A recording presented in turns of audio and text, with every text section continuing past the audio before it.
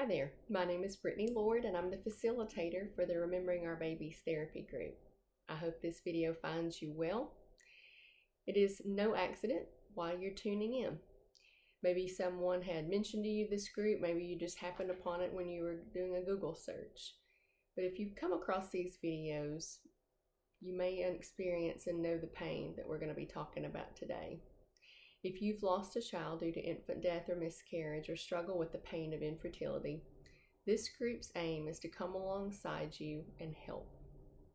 Through these videos, through counseling sessions that our group funds, and through a yearly fundraiser, we are so excited to have this honor to be able to help. Please allow us to do so. If you are having a mental or medical health emergency, please stop the video and go ahead and go to your nearest emergency medical facility. These videos are not meant to diagnose or treat mental health issues. So this month I wanted to talk a little bit about some of the effects, the physical and emotional effects of grief. So when we think about grieving, many times we talk about the emotions associated with grief.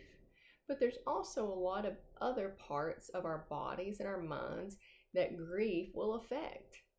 So one of the things that I've had clients do both in my office and with groups is to be able to show that in an artistic way. Now I know what you're thinking, hey, I don't draw, I'm not an artist, I'm not a painter. You don't really need to be. All you need is some paper and some colored pencils or crayons at home. The point of this is not to get a grade or to get your artwork up on the refrigerator. The point is to be able to have another way, not just with words or with writing, to process some of the effects of grief.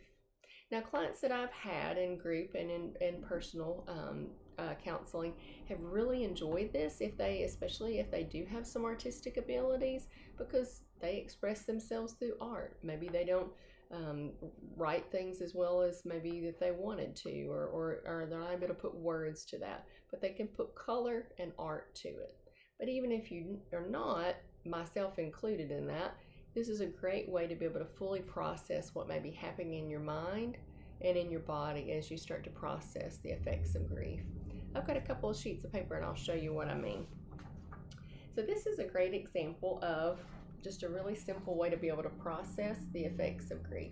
This is a simple gingerbread man that I've drawn out and I've made copies of. You can get something similar off the internet, and just a simple heart. So on the heart, this is where I've got permission from a client to do this, to use this, but to show how the emotions associated with the grief of losing a child or coping with infertility affect so much of who we are as people. So for this particular client, they had noticed hurt, resentment, and anger. And if you can see, each one of those represents a color, and that goes over her whole heart. Now for her, God's love has always been felt, even in the midst of all of these feelings. And that's the yellow right in the center, and the yellow surrounding her whole heart. So when we think about, okay, I've had hurt, resentment, and anger, but I can recognize that God has been always at the center of it. As I say that, okay, I get that, that makes sense, and I'm able to process some of those feelings.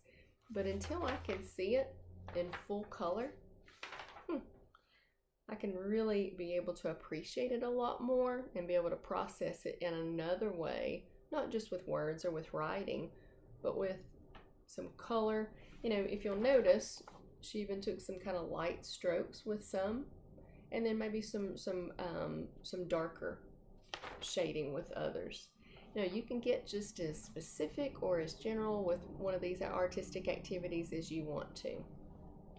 Now, I don't have a specific one, but just the physical body there for the gingerbread man cut out.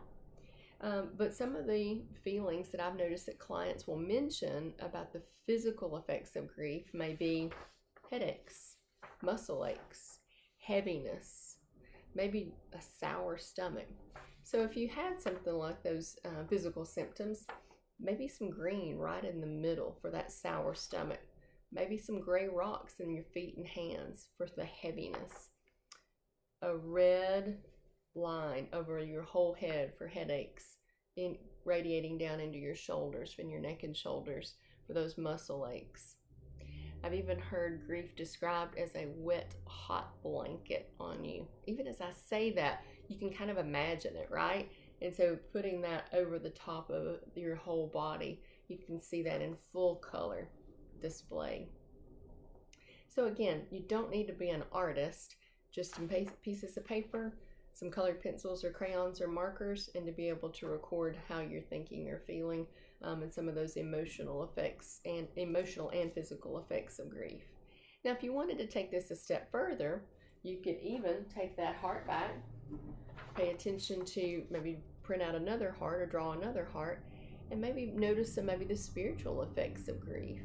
Maybe you've been questioning your relationship with God and just wondering, where is God in all of this? Or where is my place in the universe? So again, my client noticed hurt, resentment, and anger.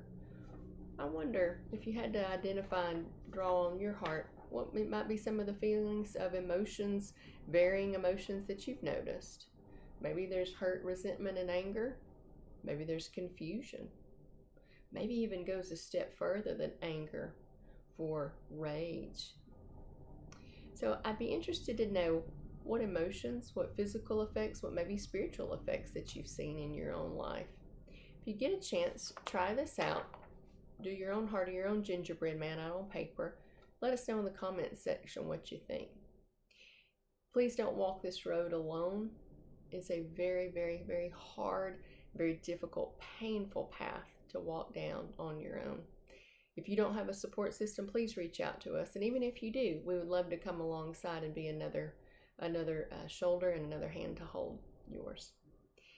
Thank you, and I look forward to talking to you soon. Bye-bye.